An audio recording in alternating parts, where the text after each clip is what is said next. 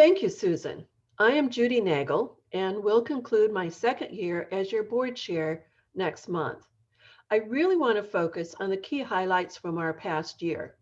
We ended our year with over 156,000 visitors.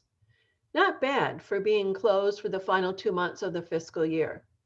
But prior to that, we had an event-filled year that enabled us to put some funds away for these rainy days. The last 2 years saw the garden end in strong financial standing. From our audited financial statements, revenue stood at just under $3 million. Our earned revenue, which includes admissions, gift shop, sales and rentals, special events, education program fees, and membership, was 63% of our total revenue. Support and investment income was 35%. Our expenses came in at just under $2.8 million, with 78% going to program fees, and the balance was in supporting services. Management in general at 15%, and fundraising and development at 7%. Because of these strong past 2 years, we were able to tuck some funds away to help us weather the storm that has come to be known as COVID-19. This year's budget is projected to come in at about $500,000 less than last year.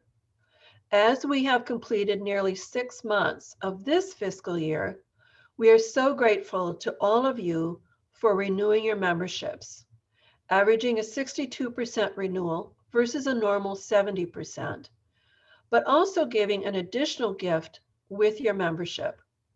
Our corporate partners were very generous in maintaining their support of programs that were greatly curtailed and some even canceled, telling us that they want us to get through this and come out stronger next year, and to ensure we are able to keep the garden moving forward. We have found small ways to keep moving program forward, including our biggest fundraiser, WPS Garden of Lights. We'll be announcing changes to this program later in the program. And now I'd like to recognize our outgoing board members. Bill Larson has completed his 9th year, three-year terms, with the last 4 as our treasurer and 4 years before that as our secretary. He and his wife, Pat Larson, were our co-chairs for our Growing the Garden campaign in 2010 to build the Don and Patricia Snyder Education Center. Julia Johnson, Senior Management Consultant of Whitfleet.